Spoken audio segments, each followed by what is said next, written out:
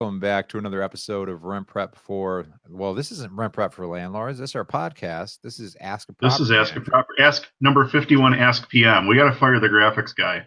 Well, what it is, you know what? I'm gonna show you why I do that. Because now, if I put in number 51, Ask a Property Manager, hmm hopefully I spell everything right. This is what it looks like, and I don't like it.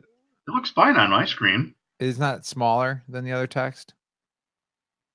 No, Oh, you well, hang on.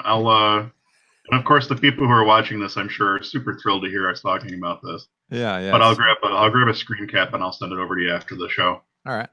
Well, I guess I could always watch the video afterwards too, but I get to experience it once right now. So Yeah, exactly.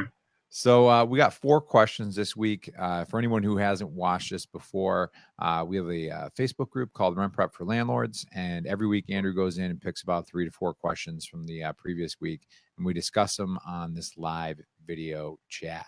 If you have questions or any comments or anything like that, you can always just comment live on the video, just like Yvette did, who's saying that San Diego's in the house.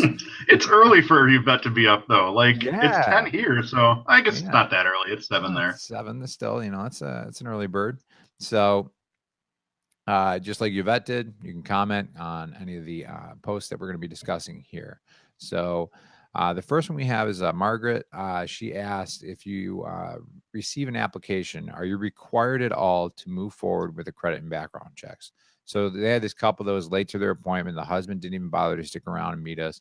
They Right. don't have a good feeling about them. So she's wondering if she has to run the credit and background check because they already got the rental application from them. Gotcha. Okay. So actually, credit and background check is the last thing that we run when we do an application in our office. We always go through first and do the income verification, the landlord verifications, if we don't turf it to rent prep. And then we do the credit and background checks last after we've done all of our other investigation.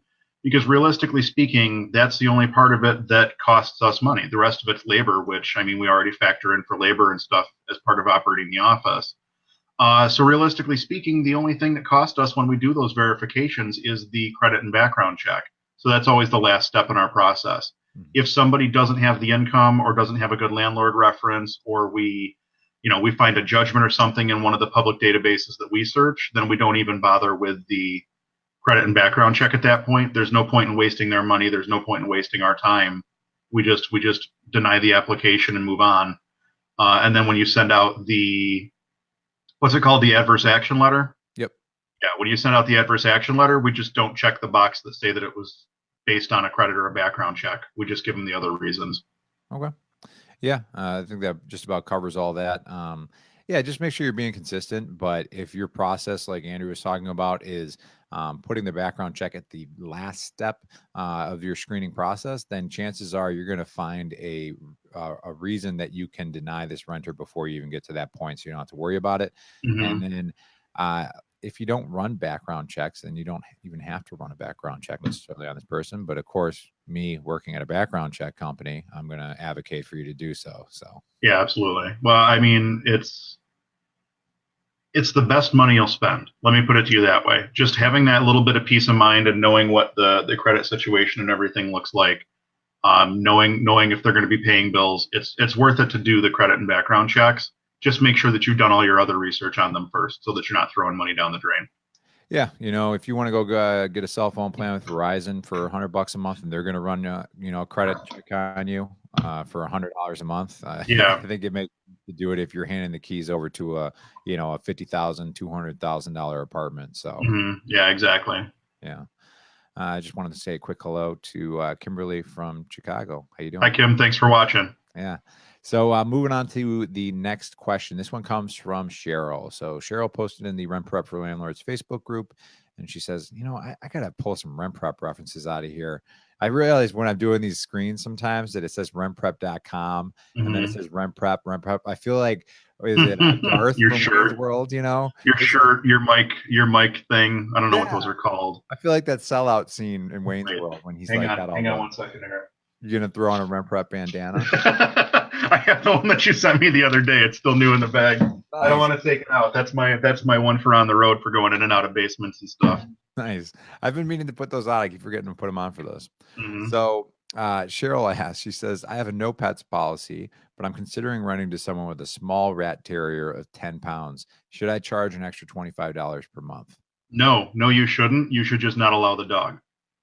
Um, Stick to your rules. If you have a no pets policy and you're in a position where you're considering a pet for some reason, honestly, I would stick to your original rules. And I remember reading on this one, she had posted it on the listing that it was a no pets apartment. I would just stick to your guns. Don't waver. You know, pet damage can get eaten up very very quickly when it comes to $25 a month. Mhm. And when you look at it from that perspective, it's almost never worth it to bend the rules for somebody to bring a pet in. So if it's a no pets apartment, I would say stick to your guns. And I think that you'll probably find that you're better off in the long run. Just keep searching for that applicant that meets your qualifications. Don't let somebody else bend your rules before they've even made it into the apartment. Yeah, I don't think there's anything to add to that. Just stick to your guns, and yeah, like you said, one pet, a few claw marks, and suddenly you kind of came out even. Yeah, well, and it's funny that this question popped up because we're dealing with a property literally right now. I was talking to my office manager about it this morning. She's out at the property. It's one that there were cats that were snuck in after the tenants were living in the apartment, and we just keep uncovering more and more and more damage every time we go to look at this place. So pets are never ever worth it, in my opinion. Like every time we bend the rules and allow a pet in, it is never turned out to our advantage. Not once, not ever. Yeah. And yeah, I mean, I hate to be like cynical, but let's say too that you bend the rules for this person and you're thinking, well, I'm going to get an extra $25 a month. And all of a sudden on month two, they come back and say, hey, I got an emotional support letter Yeah, from somebody online. yeah, And suddenly now you have a pet in there and you didn't even make the extra money that you thought you might. So, yeah, exactly. And then just wait and see what the damages are. And I mean, we could sit and talk about emotional support animals for hours. But I don't want to get into that on this particular episode, obviously. There's a whole different set of criteria that go along with that. There's great resources on the Rent Prep page if you want to pull that stuff up at your leisure. Um, but yeah, if it's a non-service animal, yeah, Jennifer is spot on. Don't yep. allow pets. Just takes one to do thousands of damages, and Yep. that's literally what we're dealing with right now on that property. There's thousands of dollars worth of damages that we keep discovering. So It's kind of like similar to considering somebody who has an eviction on record, right? yeah. It's just like, just don't. Hmm. Yeah. So going on to the next question here. This one comes from Kevin. He asked that in the opinion of the group, is a credit score of 700 unreasonable? I wish that Kevin had given us more context on this question. Mm, And the reason I say that is because trying to find someone with a 700 credit score looking at a $700 a month apartment is going to be a lot more difficult than finding someone with a 700 credit score that's looking for a $1,500 or $2,000 a month apartment. hmm There's certain economies at play when you're dealing with different price points when it comes to apartments. And trying to find somebody in a lower price point that has a high credit score is not always going to be the easiest task. We currently are using a 620 credit score, and I think that we're going to back that down to 600 is hmm kind of what we've been talking about here in our office. It's not a monster difference, I don't think. But more importantly, even than the credit score, is the credit lines themselves. Looking to make sure that there's not late pays, making sure that their balances aren't like right up against the line on all their credit reporting or on all their credit lines and stuff like that. You might have somebody that's been living on kind of borrowed time, as the case may be, off credit cards or something like that. Now they're going to move into your place, but they're already stretched all the way to the max on all their cards. It's not long before everything's going to start falling apart. So Yeah. they might have a 700 credit score now, but what happens in 3 months after they move into your place when all their credit lines are maxed out and they no longer have the ability to pay for everything? hmm So that's more important to me than the overall credit score is. Is a 700 unreasonable? I mean, you can get a mortgage with less than a 700 credit score. I wouldn't. You know what? I was on a podcast last night with a Mhm. couple out in Seattle, and they invest in low income housing. And I asked them the question. I said, "Do you do? How do you handle like money up front? Is it first, last, security?" And they just started laughing, and they're like, "No, we don't do last in security. They're like, the people that we're dealing with can barely afford rent, so Right. they had to kind of change their model, and Hmm. they don't even they put very little weight in the credit score, because they said a lot of times the people that are applying for their rentals do Hmm. not even have bank accounts sometimes. Yeah. Oh, So, that's common in Buffalo too. That's mhm. very common in Buffalo for someone to not have a bank account. We get a lot of people. I would say we're probably about 60-40 online payers with credit cards or bank accounts versus people who actually mail in like a money order or something like that to us. I would say it's probably a like a 60-40 split. Okay. Um, And your rentals are typically what, around like 800 to 1,000, or? we're kind of all over. We have stuff. I think our least expensive right now is in the 500 range. I would say our sweet spot is kind of that $700 to $900 range, and then we have some higher end stuff on top of that. Okay. Yeah. Yeah. So, I mean, it's not the most clear cut answer, but yeah, it all just depends your market, what other people are doing, and then the quality of that the rental and where it's located. Yeah, absolutely. All right. Actually, Uh, Jennifer had a good comment. If you want to pop that up, she'd actually mentioned the same thing about the credit scores with the 640, mortgage companies. Yeah, Yeah. there you go. So she said, I answer with, well, mortgage companies require only 640, sometimes 620 Hmm. minimum for a mortgage. So definitely see what their credit report contains, so the score doesn't mean everything. Absolutely. Yeah, we should maybe run an episode where we tear apart a credit report so that people understand how to physically read a credit report Hmm. and understand what it is that they're looking at. I think that might be beneficial Do you want to to a lot of do people. do you want to do my credit report or yours? Let me check mine. No, mine's actually pretty Here's my solid. social security number. Yeah, Here's my right. address and date of birth. Hmm. I hope we're all cool. You guys are nice people, right? You're not going to Yeah, do anything right. with this. It's like when you We could see, be like the LifeLock guy. yeah, right. Well, he got hacked though, right?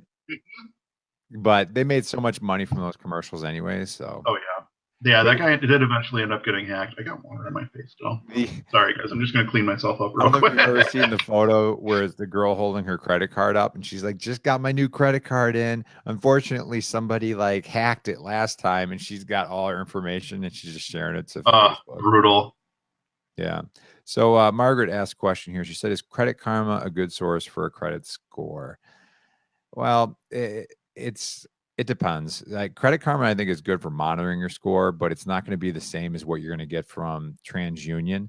Right. It's going to be a different scoring model. So what we use at RenPrep is something called the FICO. I think it's classic FICO 2008 model. Hmm. The reason we use that one is that's the same one that if you go to a bank and you're trying to get a mortgage, that is the same exact model that they'll use to judge your credit. So depending on what is being used to judge the credit, you might go on Credit Karma and see that your renter has a 700 credit score, but then when you base it off of what the same thing a mortgage would use or RentPrep uses, they're Right. going to be much lower. Maybe very different numbers. Yeah. Well, I Yeah. mean, and even then, there's been changes to the way that credit scores are reported and things like that. For instance, last year they removed, was it liens and judgments got removed last year? Yep. And then medical debt changed. It takes longer for medical debt to hit a credit report now Hmm. because they have to go through a longer collection process. I was talking to Steve about this the other day. Yep. They have to go through a longer collection process with more notification and stuff like that. I think part of that is because of the insurance, where Exactly. sometimes people are kind of getting jerked around by the insurance companies, and then their credits getting affected Right. because of Yeah, it's that. the And it's the then reimbursement cycle. It takes forever for the insurance companies to pay back out to the doctor, to the hospital, to wherever. yep. And what was happening is stuff was getting sent to collections 90 days unpaid, which is not long enough in some instances for these insurance companies to get it together and get a check cut, especially if it's a more complicated case or if there's an argument over what we're covering, what we're not covering, whatever the case may be. Hmm. So there's definitely been some changes to the way credit is reported. But one thing I will mention, kind of relevant to Margaret's question here, I never let a tenant provide me with a copy of their credit report. I always pull the credit report ourselves, just so Hmm. there's no opportunity for the tenant to doctor a report and print something off and bring it in saying they've got a 900 credit score when in reality they've got a 600 credit score. I got a 1370. Is that good? Is this like an Is SAT? that your SAT score? Which I don't even think is good on an SAT anymore, because for some reason 1600 is average now, right? I have no idea. I I think haven't they taken changed the it. SAT in a couple years. Yeah, it's been a couple. The Oh man, I would do. I bet you I would do awful on an SAT at this point. yeah, I'd be We should do terrible. that. We should do Yeah. that. Or So, what's the football one? oh, the Wonderlic. The Wonderlic. Yeah. I've Yeah. heard that the actual like test component of that is almost impossible. Yeah. Unless you're Ryan Fitzpatrick, right? Right. Yeah. So Jen also had another good comment here. She was saying that she takes the time to check her yearly free report. So Hmm. I believe it's called, is it my free annual credit report.com? It's like a really There's long, two of them. There's freecreditreport.com. That's the company that tries to sell you on their monitoring services and everything else, but they will give you your one free report per bureau per year. Mhm. So you've got the three main bureaus. So once every 4 months, essentially, you can pull a free credit report and see what's going on. Yeah. But I recommend annualcreditreport.com. That's the actual site that's sponsored by the U.S. government, Mhm. and that's where you should be going for annual credit reports. If you're just looking to pull your own and you don't want a hard pull, that's what I would do. Yeah. And I'm kind of hazy on the specifics of it. When we were talking before about should you have somebody just do a Credit Karma poll, there may be some issues there as far as like you not following the proper procedures according to the government when it comes to background checks, because it is sensitive information. If you're just telling a tenant, hey, I want you to pull this and email it to me or bring it here, like you may not be following all the proper procedures. So from a what's the word I'm looking for, from not protocol but just like safety standards and making sure you're dotting all your i's, you want to just run through a company, whether it's RentPrep, a competitor, whatever. You're Mm-hmm. just going to make sure that you're not going to be getting into hot water because you didn't follow proper procedure. Yeah, yeah. There's a bunch of different companies out there, but I would say that the quality of the service through RentPrep is definitely the best that I've seen from any of the companies. The other I nice think thing so is too. somebody. Well, I mean, I look, guys. I'm a RentPrep customer. That's why I'm here. Yeah. I'm not here necessarily to promote RentPrep, but I can tell you with firsthand knowledge that anytime I've had a question or concern, I've been able to call the RentPrep offices and talk to a live human being who can sit there and look at something and say, "Oh, this is what this is," or "That doesn't make any sense. Let me dig into this a little bit deeper." There's, a physical person touches every report that you guys do, so it's worth its weight just to know that somebody's looking at things and it's not just pumping out, instant reports and instant background checks, because a lot of times those things they just don't, especially the instant background checks, miss a lot of things. Yeah, speaking of that, if you look on Wikipedia and you check out FCRA or credit and background checks, what you'll do is you'll find that there was a 2015 study where, and this was done by the FTC, it was the last major study they did. But Hmm. at that point in time, there was an error on 23% of credit reports. So Hmm. part of what we do and the reason that we have people is, yes, so we can do the customer support and answer questions, but it's also so that if we're hand compiling that report and we find like, oh, that's clearly not the right data for that person because it doesn't match up based on name, date of Right, birth, name, location. date of birth, whatever. Yeah, our screeners will actually fix those false positives and those errors and omissions in the credit report before you ever see that background check for your tenant. So Exactly. but we will move on to the next question. Thank you for that natural plug. It felt good. It felt great. I like Run Prep. I've been very. We You know use what? I do too. I really do love working here. It's been one of the coolest jobs I've had. right. The owner, everything top bottom. It's a good company. So Well, I mean, and I've been into the office a few times because you guys are local. You're about 20-25 minutes away from my office. So I've met everybody in the office a couple times now, and it seems like a good place to work. It seems like everybody enjoys themselves. The office itself is really nice. It seems like a decent place to be. yeah, I like it. It's Yeah. good. All right. So, final question of this episode comes Okay. from Diamond, who asks, what have you found is the best way to take wallpaper down? Apple cider vinegar and water in a garment steamer Mhm. will basically just sit there and try to saturate the wallpaper, and that'll generally peel it off. Yeah. Jen does a pretty decent job of it anyway. If that's not working for you, there are commercial products available. Home Depot, Lowe's, Sherwin-Williams all make a commercial product for taking down wallpaper. The problem is if the surface behind the wallpaper was not prepped properly, like if you have drywall and they went right over the bare drywall with wallpaper glue and then wallpaper, Mm. you're going to wind up ripping the paper off the drywall. You're going to wind up either skim coating and sanding a bunch of times or going right over top of it with new drywall or something like that. So Yeah. wallpaper's tricky. It really is. And They it also sucks. sell. Have you ever seen those tools that are about like this size, sit in your hand, and then it's like Hmm. you can kind of like go like this on the wall, and it's got like these little, I don't know, serrated Yeah, it's like wheels a in them. perforator. Yeah. Yeah, yeah, it'll perforate your walls too. It creates a Hmm. little bit of dust, but Hmm. what that'll do is when you're using your steamer, it'll allow you to get some of that steam behind the wallpaper too, as you're working through. Yeah, absolutely. Yeah, and yeah, something like that combined with a steamer is probably about the most effective thing that I found. Mhm. You can use white vinegar, you can use apple cider vinegar. I prefer apple cider vinegar. I don't know why. I don't really have a reason. But that seems to work well. So that's typically what we recommend is starting there, and then hopefully it's a nice, well painted wall behind the wallpaper, and it comes off nice and easy, and you don't have to worry about it. Mhm. We got a, question that came in here, so I'm going to put you on the spot a little bit, Andrew. I know you love Uh that. I'll put myself on the spot. I'm not sure how to say the first name. If it's Agala, she's a landlord in Georgia, and she said that the tenants armed an alarm system in the rental. When she saw they armed it, they sent an addendum form for the oh. password and phrase, and they have ignored us. What remedies can I use for this situation? So what I would do would be I don't know what the law is in Georgia. I don't know how many days you have to give them to remedy. But in New York, I think it's a 10-day remedy notice that you have to give someone, telling them that the alarm system needs to be removed or that you need to be added into the alarm system, issued a code, and whatever your requirements are. And Hmm. then if they fail to remedy the situation, move forward with an eviction. It's as simple as that. They're making alterations to the property.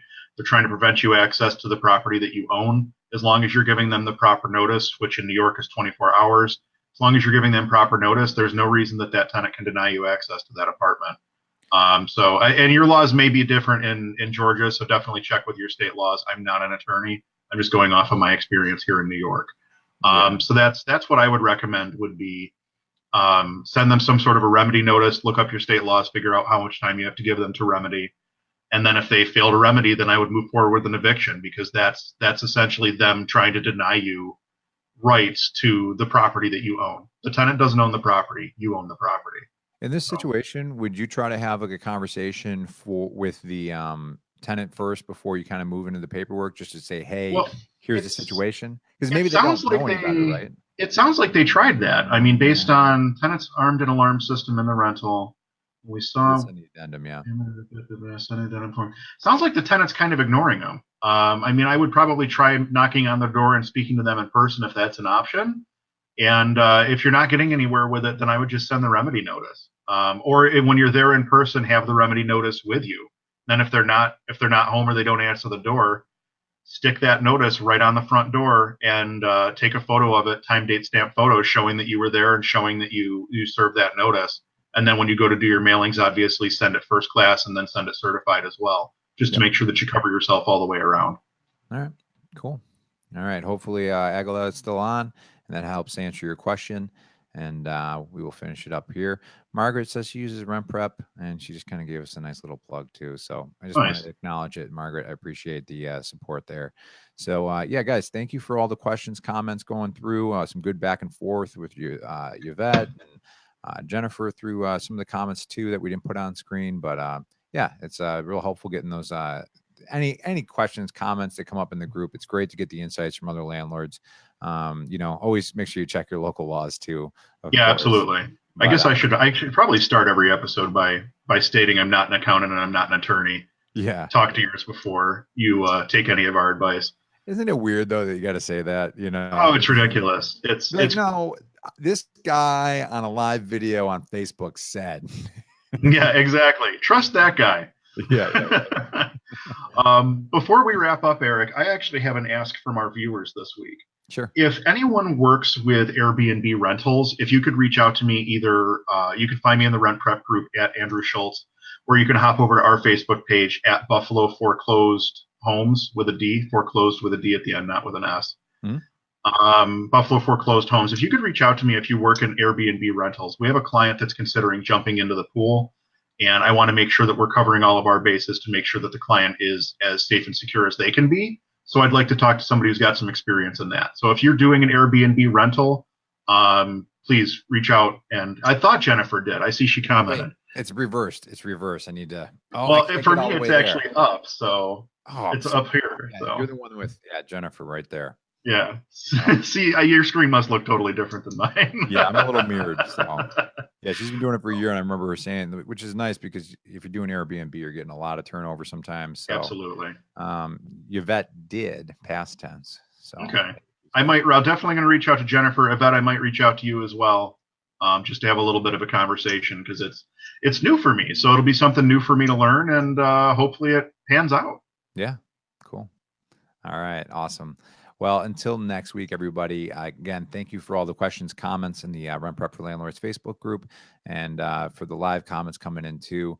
We certainly appreciate them. So until next week, take care and have a great week.